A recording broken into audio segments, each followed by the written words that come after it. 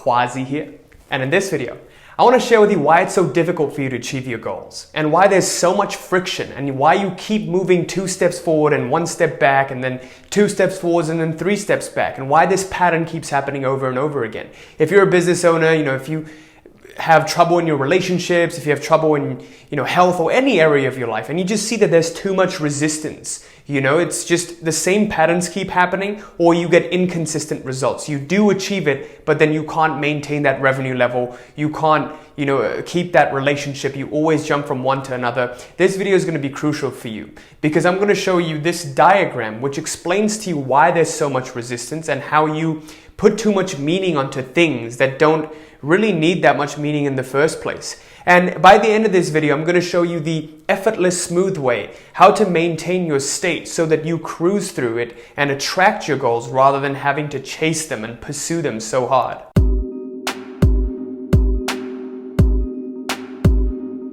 So before I begin this video, I want to quickly announce that spots are open now for the free one-to-one consult with me and my team for the Reality Mastery program. Just wait till the end of the video for the announcement on how to enroll for that. And with that, let's get started. So today I want to talk to you about the concept of excessive potentials and putting too much meaning on something. And I'm going to demonstrate this to you via the use of this diagram. Okay, and it's going to make a lot more sense because this is a very dense topic that most people don't understand. And understanding how you are putting too much meaning, you're heightening the importance of things that don't really require that much importance in the first place, was a big game changer for me. So what happens is most people, when they think about a goal, this goal is immediately put on a pedestal. And if you put anything on a pedestal, it has no choice but to look down upon you. Okay, so think about it this way. If you were to put a significant other, a man or a woman, that you're attracted to on a pedestal, they will have no choice but to look down upon you and basically control you like a puppet. You would be a puppet to every single word they said, right? So it's kind of like a relationship between a celebrity and a fan. Okay, if a fan approaches a celebrity, they look at them in admiration. The celebrity has no choice but to look down upon the fan, right? It's just how the dynamic has been set. So just like that, when you put your goals on a pedestal, instead of just assuming them easy, achievable, and in the bag, then your goals are going to look down upon you and become unattainable. Okay? So this is what most people do. The biggest mistake they make is they put too much meaning onto a goal. They look at them as not worthy of the goal to be much bigger, instead of looking at them as equals. Okay? So when you do that, when you have certain things in your life, in content of your thought, and you put too much meaning on one thing compared to the other, what you do is you create an imbalance in the field of nature.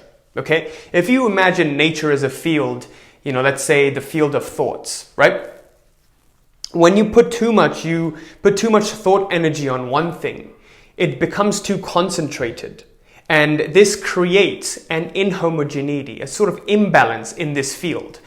This field was originally homogeneous, right? So if we were to describe this field, let's say the lines were like this, but then when you come to this thought, it becomes too bunched up because now you're putting too much meaning onto it. When this happens, nature wants to reestablish balance. Okay, nature is a perfect system. It will want to come in and reestablish this balance. And how does it do it? Well, in the case of relationships, it takes the path of least resistance. Okay, life will always take the path of least resistance to establish this balance in nature.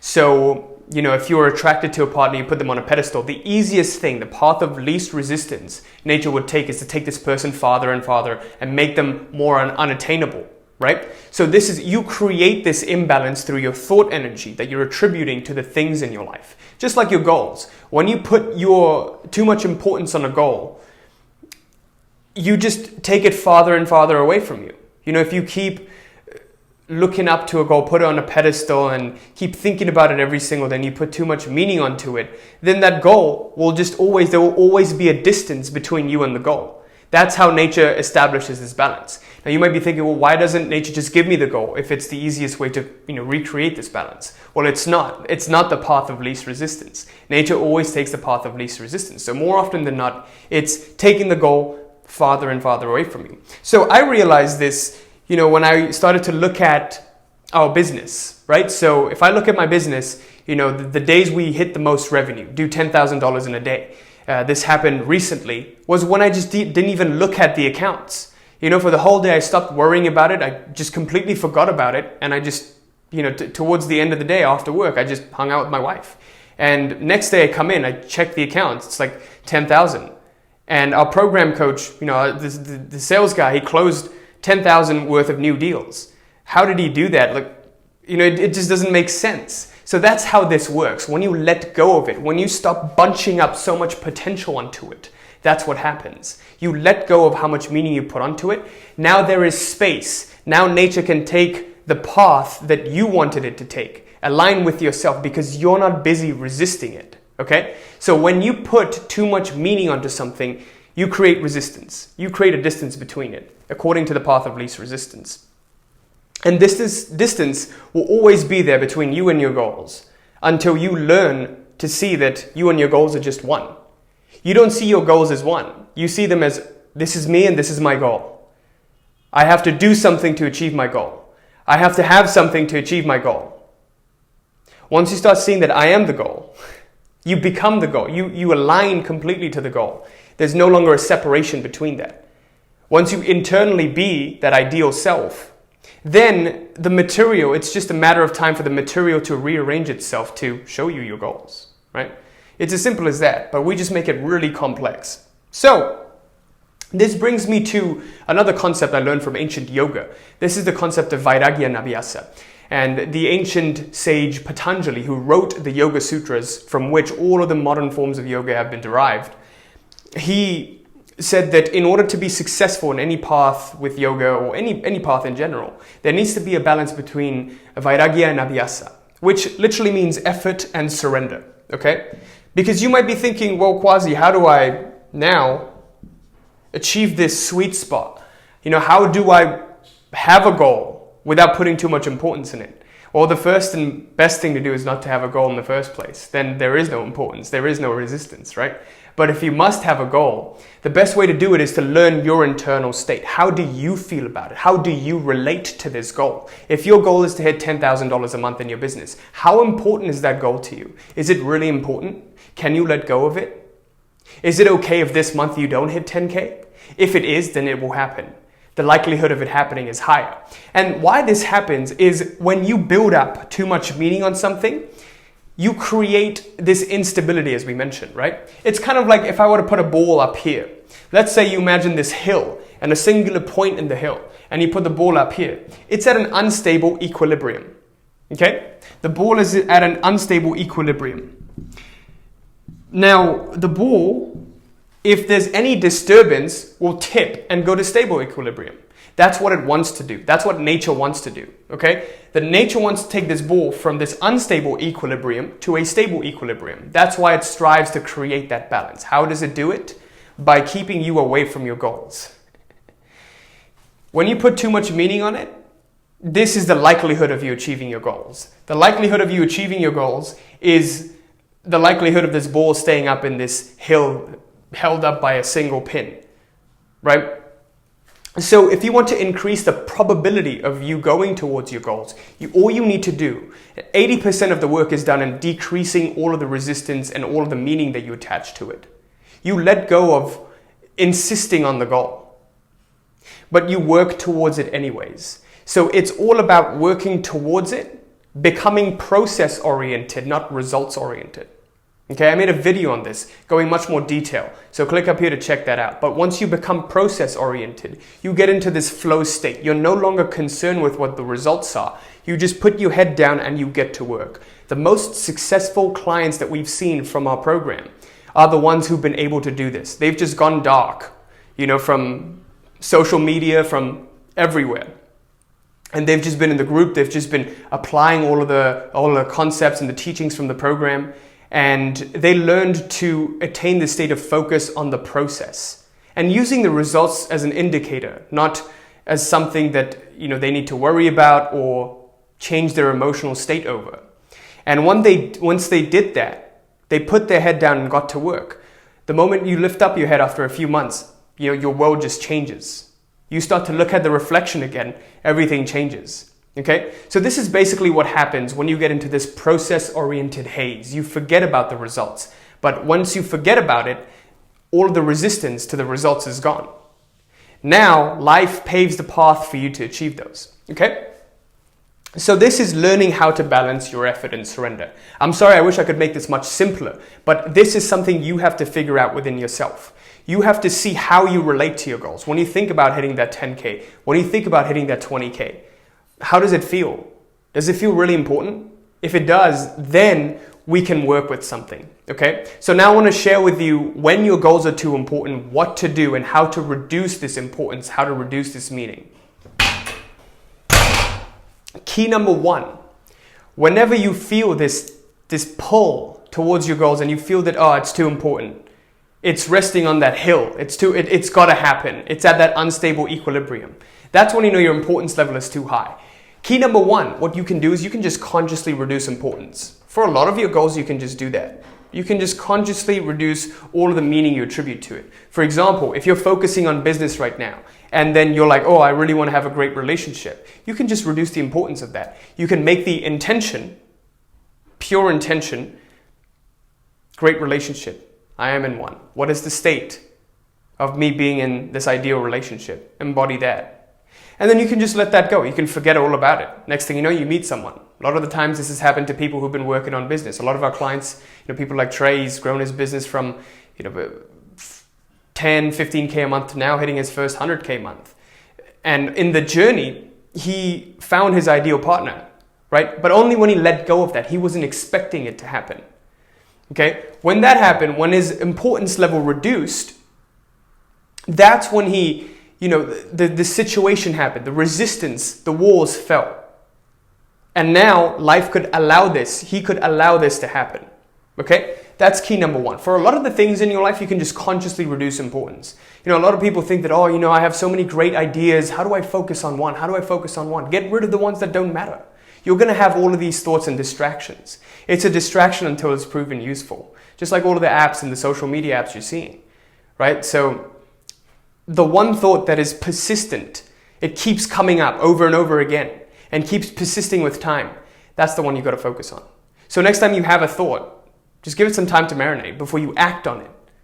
You're going to get all of these thoughts throughout the day. It's the one that's persistent over months and years. That's the one you got to act on because there's just no way to get rid of it. So just like your goals, you can get rid of most of them.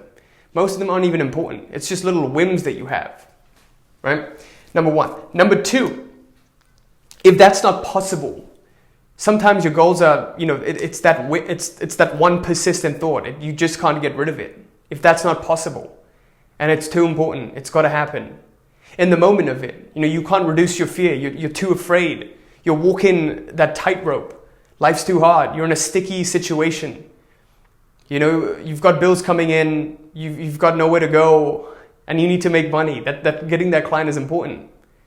The only thing you can do then, because this isn't going to work. You can try to tell yourself, oh, just reduce this importance, reduce it. It's not going to work. The only thing to do then is just to change your relationship to that emotion. I'm going to write that down before I explain what it means. Change your relationship to that emotion. Essentially, when you have that feeling of fear that you just can't shake off, that worry you can't shake off, what to do? Allow it to be. Simply change how you relate to that emotion.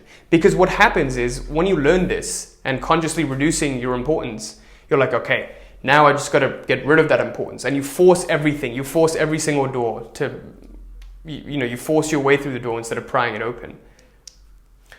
What you got to do is see how you're relating to this fear, right? You have the fear, but you're like, I don't want this fear. You have fear of having fear. It becomes this self-reflexive cycle. You have a fear of a fear, and then you develop a fear of a fear of a fear, and then it compounds to the power of 100 million. And it doesn't need to happen. So you catch it just as you're about to have this attitude to this fear. You have fear, and then you have fear of fear. You catch it right here. You catch it right there, and you allow that fear to be. If you feel fearful of your situation right now, you're uncertain, you don't know what to do, You don't know if you're going to be successful. You don't know if this is going to work or not. That uncertainty, that fear, change your relationship to it. Just let that be. Allow it to be. Allow. When you do this, something crazy happens. All of a sudden, all of those walls you built up of resistance fall down anyways. Okay? But now, your intention starts to work its magic. Whenever you have an intention, it is most often clouded by desire. Desire itself is excessive potential. When you have a desire, you immediately create a separation between you and the goal, right? You're like, I'm here and I desire this. I'm here and I desire this. Intention, so I'm gonna describe this. This is what desire creates. Desire creates a separation between your current and desired, aka object of desire. What intention is the focus on the movement towards desired. Intention is the focus on this. Desire is the focus on these, on this separation. Okay? Intention is when you put your head down and get into that process-oriented haze and you just get to work. Intention is when you assume that the desired has already happened, right? But you just focus on the movement.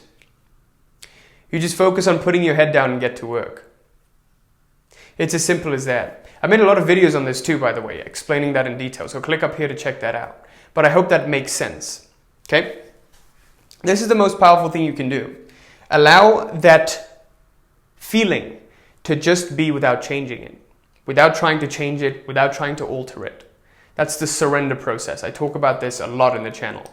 But if you understand that you have a desire, and then the moment you start to act on that desire, whether this be in physical action or in your resoluteness to have, you immediately transmute that desire into intention. The lingering desire that always remains needs to be dealt with. And that's how you do it. You allow all of the fears, all of the desires to just be. Okay? And that's how you get rid of that last bit of excessive importance. And you just skyrocket towards your goals. So with that, I conclude this video. Thank you so much for watching. I sincerely hope this was helpful. Let's do a quick review and discuss what we talked about in this video. We talked about excessive potentials, creating an imbalance in the field of nature, and why it's so difficult for you to achieve your goals. Why other people can seemingly achieve their goals with effortlessness, with ease, but you keep having to struggle. How do you get rid of that struggle? And you just fly towards them.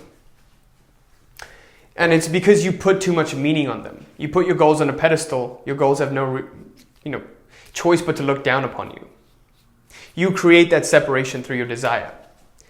And life will always take the path of least resistance. When you build this excessive potential by putting too much meaning, you create this imbalance. You put yourself in this unstable equilibrium, your thought energy. And then what it wants to do is go to a stable equilibrium. That's where life wants to take it. So life will take the path of least resistance to take it to its stable equilibrium.